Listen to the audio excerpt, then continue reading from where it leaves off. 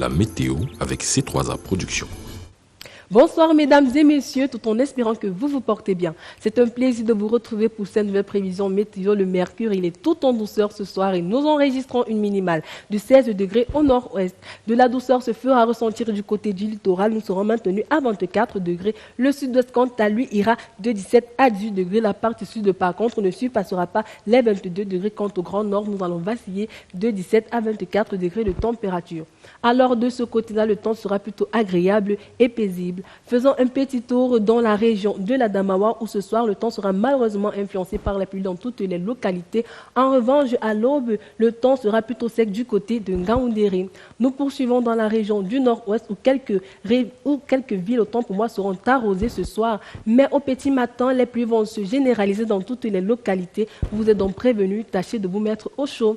Nous terminons du côté du sud où le temps il est pluvieux dans toutes les localités. Mais au petit matin, seuls Ambam et Sambelima resteront au sec. Alors, profitez-en. C'était tout, mesdames et messieurs. Je vous invite, lorsque le temps vous sera favorable, à visiter le parc national de la Bénou.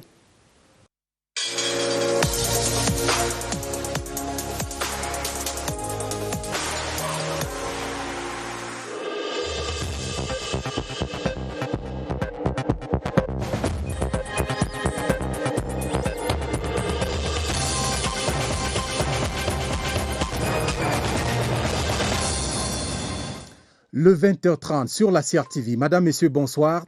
Les titres en vedette ce lundi. Paul Biya, me voici donc à Yaoundé. Le chef de l'État et la première dame Chantal Biya de retour au Cameroun depuis cette fin d'après-midi. Accueil éclatant de tous les grands corps de l'État et liesse populaire sur l'itinéraire. Film des retrouvailles avec Yves Magmedzo dès l'amorce du 20h30.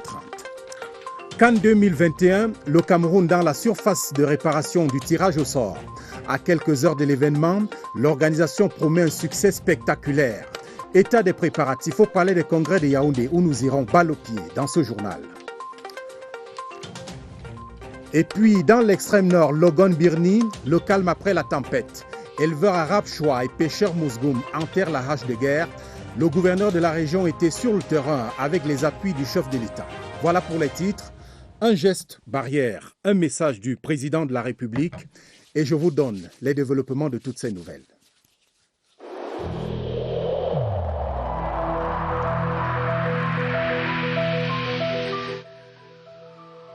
Malgré nos efforts, le Covid-19 a endeuillé de nombreuses familles et provoqué de graves difficultés dans le fonctionnement de notre économie et de notre société.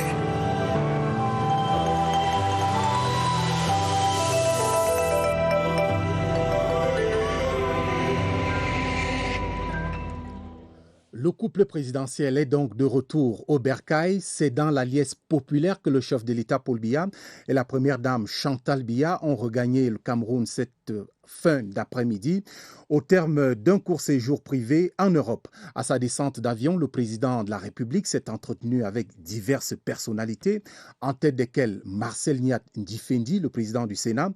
Des dizaines de Camerounais présents sur l'itinéraire du chef de l'État sont venus exprimer leur soutien indéfectible à l'homme du 6 novembre 1982. Yves Magmedzo.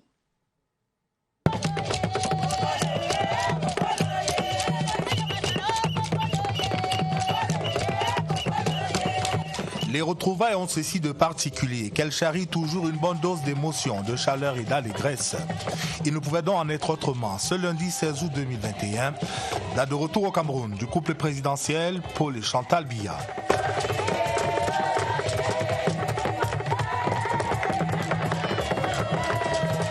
Parti du Cameroun le 11 juillet dernier pour un court séjour privé en Europe, le président de la République regagne le pays dans une atmosphère de grande ferveur patriotique et de légitime impatience de ses compatriotes qui sont partis des quatre coins du Cameroun pour lui souhaiter un bon retour dans la capitale.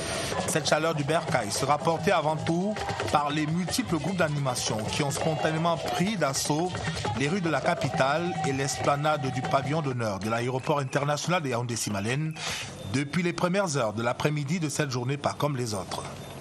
Cette même chaleur des retrouvailles sera portée par diverses personnalités, en tête desquelles se trouve le président du Sénat, Marcel Niat Ndifendi. Lorsque le majestueux aéronef achève ses manœuvres sur le tarmac, c'est un Paul Biya, rayonnant d'assurance, qui en sort.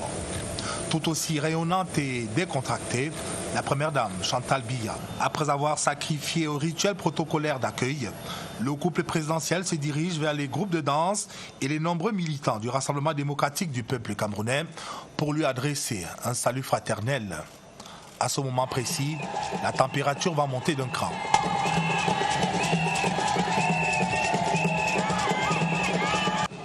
Revenu au pavillon présidentiel, Paul Biya va accorder une série d'audiences et d'abord au président du Sénat. Avec Marcel Niak-Difendi, le chef de l'État évoque diverses questions d'intérêt partagé. Même ambiance studieuse pendant les échanges avec le Premier ministre chef du gouvernement, Joseph Dione Gouté, qu'il reçoit par la suite. Troisième personnalité à être reçue, le ministre d'État, secrétaire général de la présidence de la République, Ferdinand Ngongor, avec lequel sans doute un point complet sera fait sur les dossiers à lui soumis. La boucle sera bouclée avec Jean Kouété, le secrétaire général du comité central du Rassemblement démocratique du peuple camerounais, une formation politique engagée depuis quelques jours maintenant dans des opérations de renouvellement de son personnel politique. Dans le même temps, la première dame du Cameroun est occupée à partager avec des épouses de proches collaborateurs du chef de l'État ses souvenirs de voyage et sans doute aussi une évaluation des actions menées depuis son départ dans le vieux continent par les différentes structures à caractère humanitaire dont elle assure la présidence. Pendant ce temps, à l'extérieur, c'est déjà la liesse. De l'aéroport de Simalène au palais de l'Unité, des Camerounais de tous âges, de tous profils et de toute sensibilité sociologique ont investi l'axe présidentiel pour dire non aux actes d'incivilité perpétrés par une poignée d'activistes qui ont choisi de se faire remarquer négativement pendant le séjour européen de Paul et Chantal Biya. Pendant un peu plus d'une heure, le président de la République et la première dame vont entrer en totale immersion avec leurs compatriotes dans un beurre rafraîchissant de patriotisme. Il est 18h05 quand les grilles du palais présidentiel s'ouvrent.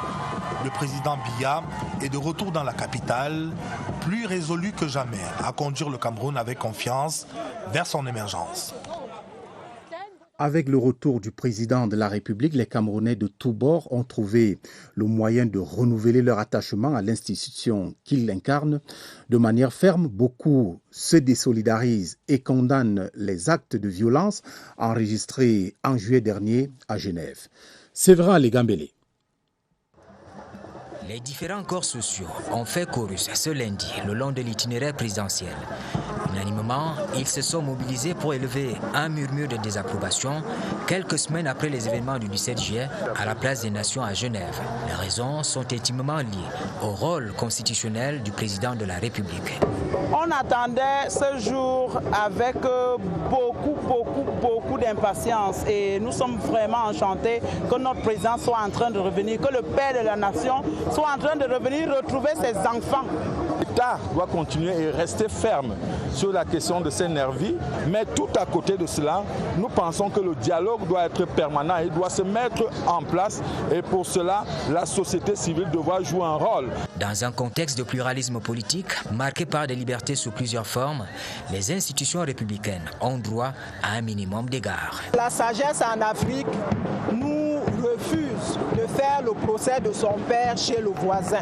C'est difficile de voir des mamans en train de mettre à mal, de nuire à notre pays, alors que c'est elle qui devrait justement être cette force-là, cette force qui parle d'unité. Donc justement aujourd'hui, nous sommes là pour montrer la force de l'amour de la patrie. Comme par le passé, pour donner de la couleur à l'accueil du chef de l'État, les regroupements professionnels ont organisé une parade dans les rues de Yaoundé. Aujourd'hui, là, nous les transporteurs, nous lui réservons dans sa terre natale ce qui lui est dit. Le président est une institution et grâce au président, nous vivons en paix malgré quelques turbulences. Nous estimons que quand le président est attaqué, c'est tout le Cameroun qui est attaqué. Le chorus universel entendu à Yaoundé, selon l'expression de l'écrivain français Pierre-Augustin Caron de Beaumarchais, ce chorus a retenti hors des frontières, suscitant l'adhésion de certains Camerounais vivant à l'étranger, se revendiquant patriotes. Nous, de la diaspora camerounaise de Chine, marquons notre indignation sans réserve et apportons notre soutien indéfectible au président Paul Biya. Pendant les événements du 17 juillet à Genève, le président de la République est resté constant dans sa posture d'homme de paix, évitant tout affrontement des Camerounais en terre étrangère. Un message largement relayé par son Excellence Léonard Henri Binzi, ambassadeur du Cameroun à Berne. Et comme vous le voyez, l'on n'a pas oublié l'agitation de quelques groupes durant le séjour du chef de l'État à l'étranger. Ils se sont distingués par des manifestations bruyantes, du reste réprimées par la police helvétique. Un groupuscule qui donne à s'interroger aujourd'hui sur sa nature même et ses motivations. Augustin Guizana.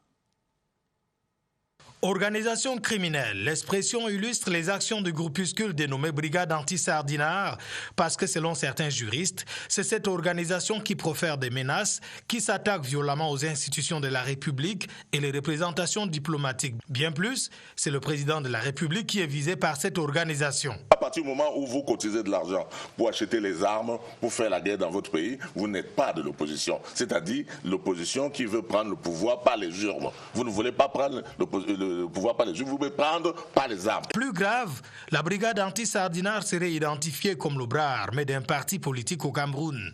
En effet, apprend-on, les revendications de cette brigade d'un autre genre sont les mêmes que celles de ce parti politique. C'est un groupuscule qui s'est formé à l'étranger et qui a des accointances ici au local. Il est maintenant clair, sauf pour les sceptiques, qu'un nouveau front terroriste s'ouvre contre le Cameroun.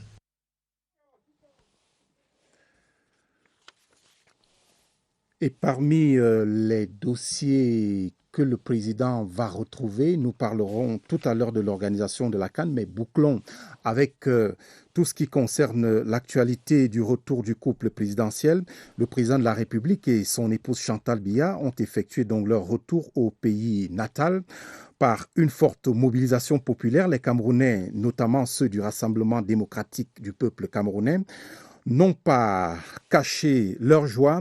Ils dénoncent au passage les atteintes aux institutions et la désinformation autour du chef de l'État. Joseph Clément Ongba.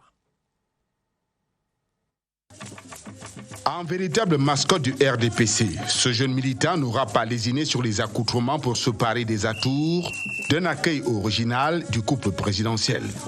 Quand les gens veulent déranger, il faut leur montrer que nous, on peut déranger autrement. C'est pourquoi je suis ici à l'esplanade du palais. Moi-même, général Abacha Mathieu, pour accueillir mon père. Dès la descente d'avion de Paul et Chantal Biya en Simalène, plusieurs associations, les sections OJ, OEP et RDPC des localités environnantes, donnent le là d'une mobilisation à la hauteur de la grande estime dont jouit le chef de l'État. Nous sommes de tout cœur avec le couple présidentiel. Il y a la solidarité, il y a la fraternité, il y a le soutien, il y a le respect, il y a la haute considération. Nous disons merci et nous sommes très satisfaits. Malgré tout ce qui s'est passé, nous restons fidèles à notre cher président. Ici et là, par les banderoles et par la chorégraphie, des regroupements de toute nature, de tous les horizons, appellent au respect des institutions et de celui qui les incarne, le président de la République. C'est le regroupement de 14 associations patriotiques qui se déploient depuis de nombreuses années, non seulement à soutenir nos institutions, à défendre l'image de la République, à combattre les antipatriotes. À l'esplanade du Palais de l'Unité, c'est le Cameroun en miniature qui fait chorus autour du siège des institutions. La base, la section RDPC du Mfundi 1, à travers ce geste, voudrait témoigner au président national du RDPC notre indéfectible attachement à sa personne, aux idéaux qu'il incarne.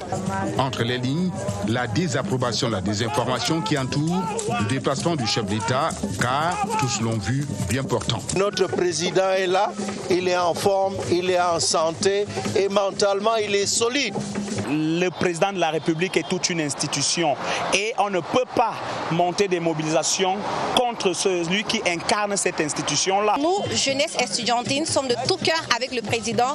Nous sommes fortement et lourdement qualifiés dans cette tête. S'il en fallait une preuve, la forte mobilisation populaire autour du retour du chef d'État confirme les suffrages des Camerounais à Paul Biya en octobre 2018, réitérant sa légitimité et sa légalité, convainquant les plus sceptiques de la popularité présidentielle. Et parmi les dossiers que le chef de l'État suit personnellement, il y a bien sûr l'organisation de la CAN 2021 par le Cameroun, très attendu, le tirage au sort prévu demain au Palais des Congrès de Yaoundé, qui séduit par ses couleurs et rassure quant au niveau des préparatifs. Petite balade guidée par Évariste Yenga. Le voici, le lieu vedette de ce 17 août 2021. Le Palais des Congrès de Yaoundé, site du tirage au sort de la CAN. Il surplombe la verdure. L'accueil s'y fait en 3 temps. D'abord, dès la montée, le branding, affichage des couleurs et messages de l'événement. Ensuite, le palais en lui-même vous tend les bras. Bienvenue et welcome en anglais. Enfin, le point d'accès et de désinfection anti-Covid. C'est alors que le lieu de célébration du football africain s'ouvre à vous. Inévitable de porter son regard sur les 24 drapeaux des pays participants, enfouis dans un ballon de football, ou encore sur l'écran de projection haute définition du hall. Pour l'instant, l'accès à la salle et la scène du tirage au sort est interdit. C'est pour préserver l'exclusivité ce mardi dès 19h. Mais tout autour, affichage, lumière tamisée et exposition d'objets d'art ajoutent à l'esthétique du décor. Dans cette salle, le bureau exécutif de la CAF n'éprouvera aucun souci à tenir sa session programmée à Yaoundé, en marge du tirage au sort. Lumières et effets spéciaux participent de l'accueil, à la montée des marches et sur le perron. Les techniciens y opèrent les derniers réglages. La montée des marches sera recouverte du tapis rouge. Il est déjà en attente. Pour le branding, le lieu est déjà paré aux couleurs retenues. Et au cœur du dispositif de demain, la CRTV, naturellement, la chaîne du service public de l'audiovisuel doit produire le signal international. Du coup, c'est la veillée d'armes pour toutes les équipes techniques au Mont Nkolniada. L'office se dit prêt pour une démonstration de force. Esther Ayimboko. Il est sur le 5. Yves Thomas, il est sur le 5. Dernier réglage, le son doit être impeccable. Notre rôle, c'est en coordination avec tout ce qui se produit dans la salle de l'événement, de synchroniser tout cela avec ce qui va s'entendre à la télévision. Nous sommes dans l'Obi-Van numéro 1 de la CRTV. Les doigts sur la manette, ici, on observe les iris pour en mettre plein les yeux aux téléspectateurs. Il faut bien gérer les lumières dans la salle, celle de 1500 places, pour un rendu chatoyant et harmonieux. Elle reste secrète pour le moment. C'est ici que se feront tous les mixages de la superproduction du tirage au sort. Nous réglons les diaphes, c'est-à-dire si la caméra brûle, nous sommes capables de la régler à partir d'ici. Quand je baisse, je diminue la quantité de lumière et ça se ferme.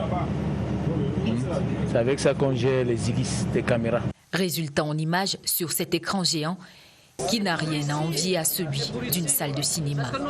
C'est un travail de longue haleine débuté il y a plusieurs mois, juste après le Chan. Le signal partira du Mont Nkolniada pour irradier la planète entière grâce à cet équipement, le Flyway, commis pour la transmission à l'international. Les caméras font le point afin d'éviter les blancs à l'antenne.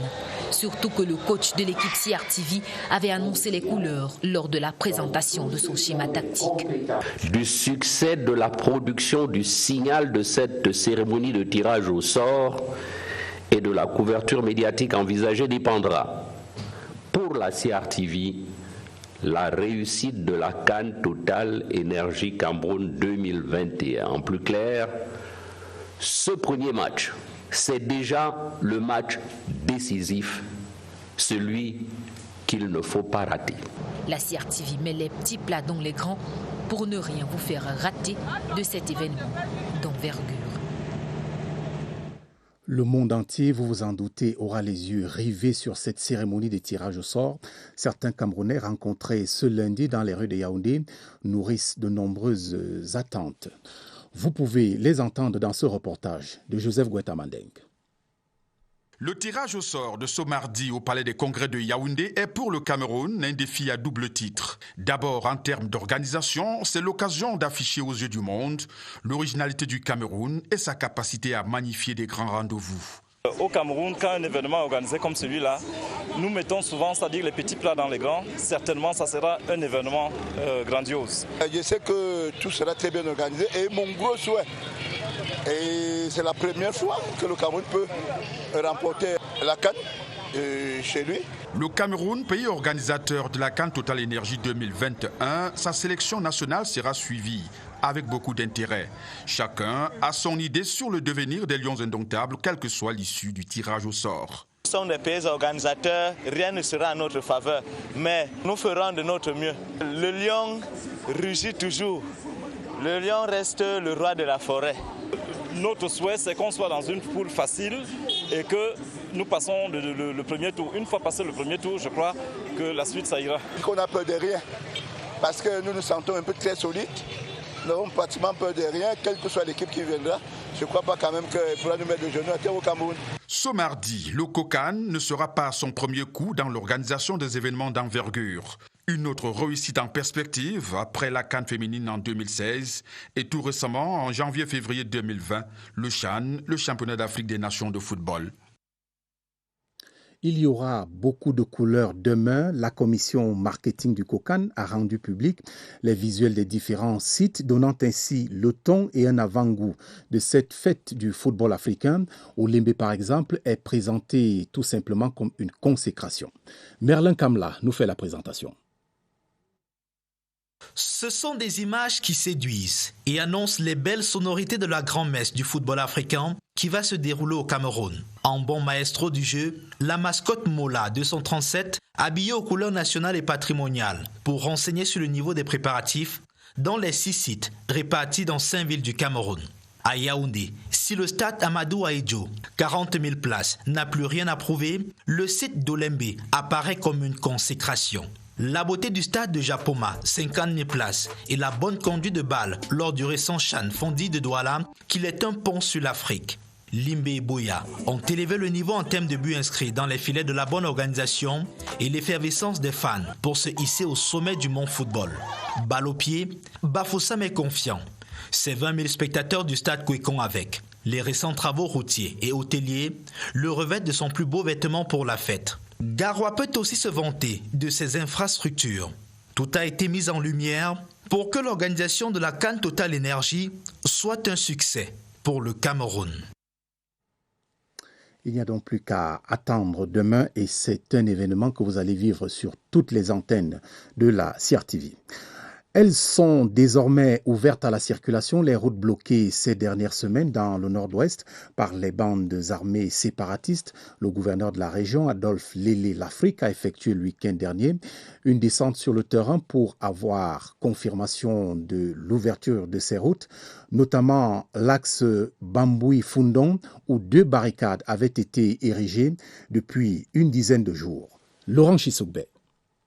L'axe Bamboui-Babanki-Fundong ainsi que les autres routes assiégées ces dernières semaines par les groupes armés séparatistes sont désormais ouvertes et sécurisées pour la circulation. Descendu sur le terrain, le gouverneur Adolphe Lélé Lafrique constate que les barricades ont été érigées avec des véhicules arrachés de force aux usagers de cet axe.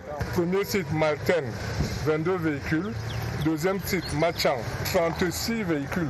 17 véhicules au total dans les 2 sites ont déjà été retirés. Les derniers véhicules ont été retirés de la route en présence du patron de la région. Leurs propriétaires, obéissant aux ordres des séparatistes, ont pris la clé des champs depuis le 4 août dernier. Les autres axes ont été libérés de la même façon. Nous en appelons maintenant aux populations de collaborer avec les forces comme elles ont déjà commencé à le faire pour que cela ne se répète plus. Ceux qui ont été interpellés vont être traduits devant les tribunaux. C'est au total une centaine de véhicules immobilisés qui leur ont servi de barricade. 17 autres ont été conduits à la brigade de gendarmerie de Touba en attendant le retour de leurs propriétaires. Je vous le disais en titre, le calme revient progressivement dans l'arrondissement du Logone-Birni, région de l'extrême nord. Les éleveurs arabes chois et pêcheurs Mosgoum ont promis au gouverneur de cesser les hostilités. Mindiawa Bakari était sur le terrain pour prêcher l'amour et le pardon. Il a également remis des vivres et des appuis financiers du chef de l'État, Paul Biya. Le point avec Abdoulaziz Amadou. Des villages entiers partis en fumée, d'autres abandonnés. Depuis le 10 août, l'arrondissement du Logone-Birni est devenu le théâtre des affrontements entre éleveurs et pêcheurs. Les habitants de plusieurs villages sont sur le qui-vive. Plusieurs familles ont trouvé refuge au sultanat de Logon-Birni. Pour alléger leurs souffrances, des appuis en matériel de couchage et des vivres ont été mis à leur disposition par le gouverneur de l'extrême nord au nom du chef de l'État Paul Biya. Le chef d'État nous a dépêché de venir vers ces populations victimes, porteurs de messages, de condoléances. Et pour ceux qui décident de placer internes, le préfet va très rapidement trouver des voies et moyens pour qu'ils rentrent chez eux. Sur le site, l'autorité administrative a réuni les chefs des villages concernés et les combattants pour les inviter à fumer le calumet de la paix. Il s'est également rendu dans les formations sanitaires de Kousseri pour reconforter les blessés. Les médecins sont à leur chevet et ils font tout ce qui est en leur pouvoir pour que ceux-là retrouvent la santé. Nous sommes venus avec des enveloppes que le chef d'État leur a destinées. Dans l'immédiat, un comité pour la paix et la réconciliation entre Arabes et Mousgoum a été mis sur pied. Des éléments de la gendarmerie nationale et de la police déployés dans plusieurs villages et la circulation des motocyclettes interdite dans le département du Logon-Echari entre 18h et 6h du matin.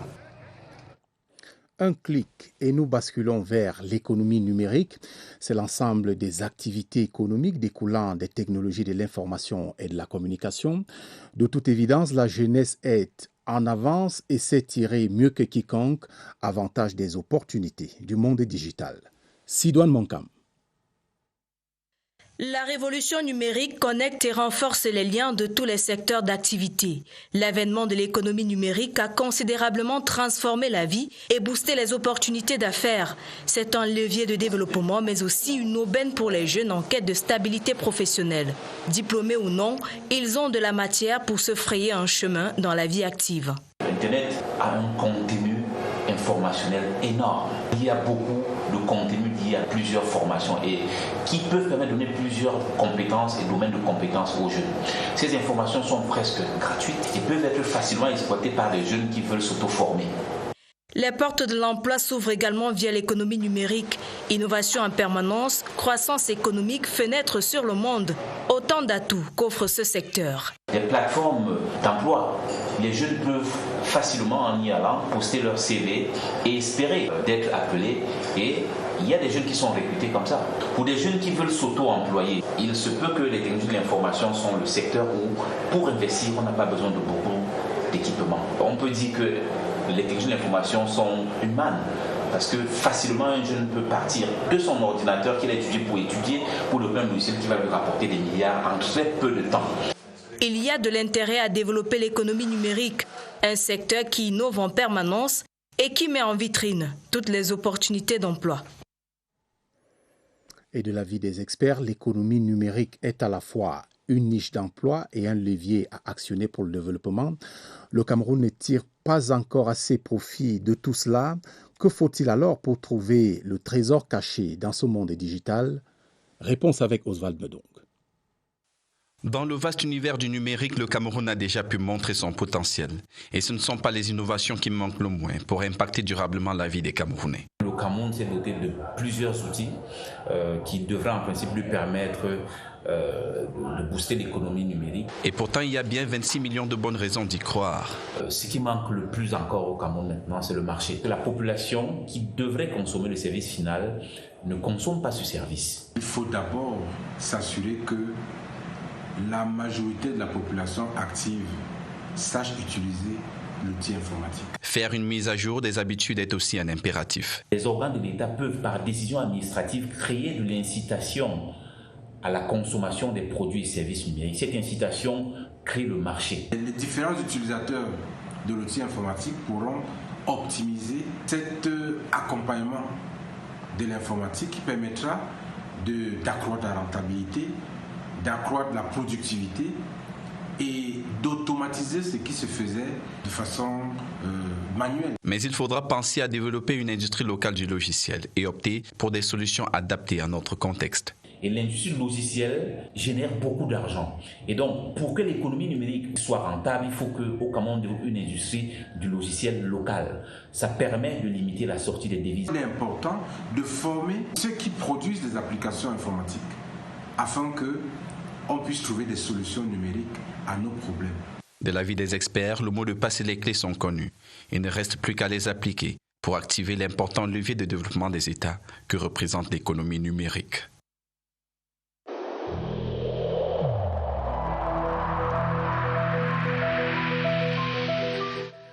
Je vous exhorte de nouveau à porter vos masques, à vous laver régulièrement les mains et à faire appel à un médecin ou à tout autre personnel de santé au cas où des symptômes apparaissent.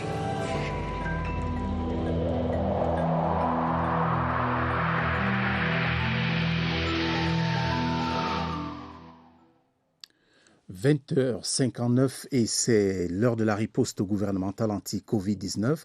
Vous le savez déjà, le variant Delta est au Cameroun. Plusieurs laboratoires l'ont confirmé. Mais pas de panique, sa circulation reste pour le moment marginale. Le docteur Joseph Fokam donne des précisions dans son entretien avec Évariste Yenga. Vous êtes au centre des opérations des urgences de santé ici à Yaoundé. Évariste, bonsoir. Bonsoir Romuald. Plus d'un laboratoire l'ont notifié déjà la présence du variant Delta au Cameroun, mais on essaye de voir plus clair ce soir avec le docteur Joseph Fokam, virologue du Centre international de référence Chantal Biya. Docteur, bonsoir. Bonsoir Évariste. Alors, ce variant Delta annoncé déjà au Cameroun, quelle est la situation ? Effectivement, Évariste, sous l'impulsion du ministre de la Santé publique, le docteur Malaouda Malachi, on a eu déjà confirmation que quelques cas de variant Delta seraient déjà en circulation au Cameroun, en l'occurrence au sud-ouest, à l'extrême nord, et aussi quelques cas dans la ville de Douala et de Yaoundé. Ce que nous ne savons pas de façon précise, c'est peut-être l'ampleur, mais les données actuelles montrent que la circulation ne serait pas déjà grande.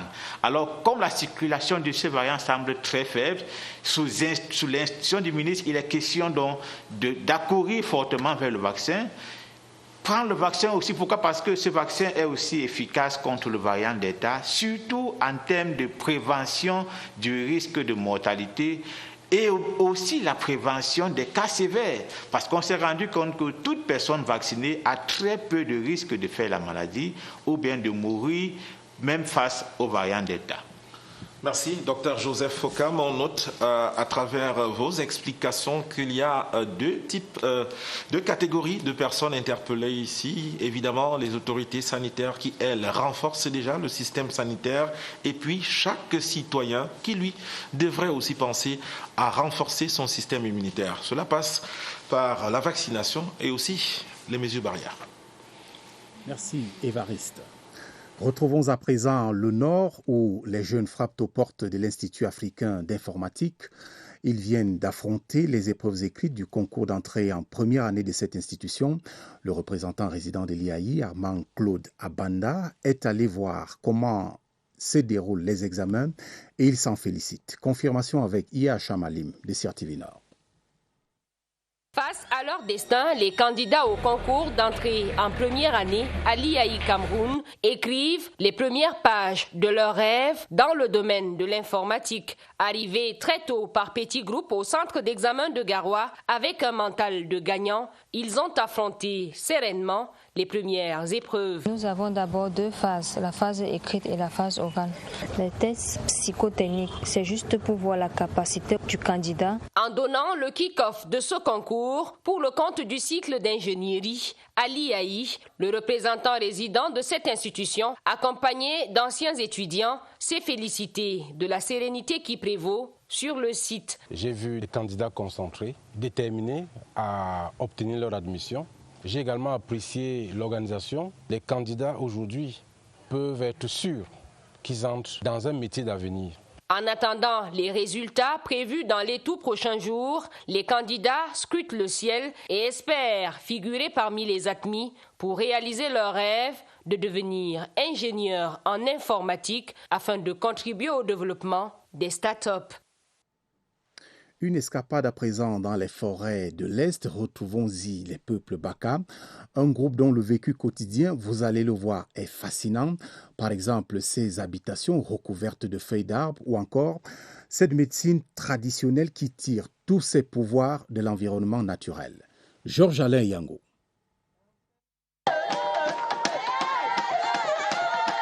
Objet de toutes les curiosités et même parfois de convoitises, les peuples autochtones Baka, vivant dans le Ognon, ne se séparent pas de leur environnement socio-culturel, même à l'ère de la modernité, au sein de leurs différents campements. À l'instar de celui des Mayos, non loin de Timako, leur habitat, constitué de feuilles et branches de la forêt, se porte comme du béton.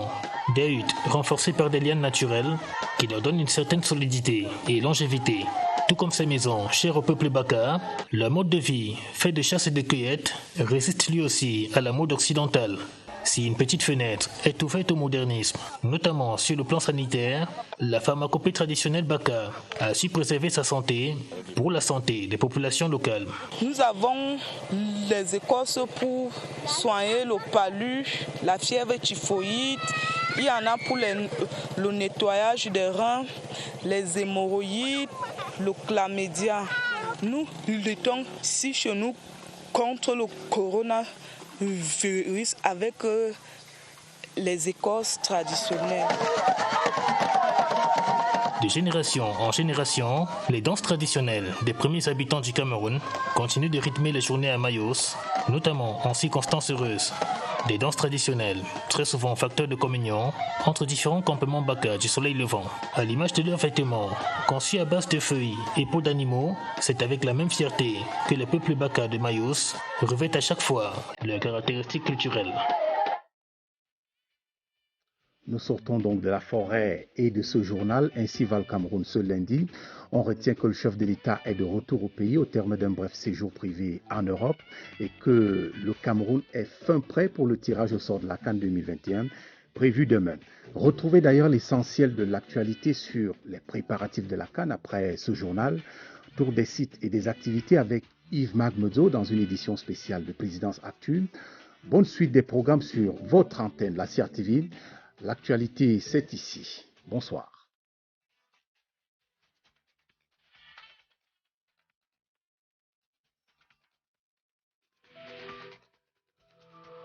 Malgré nos efforts, le Covid-19 a endeuillé de nombreuses familles et provoqué de graves difficultés dans le fonctionnement de notre économie et de notre société.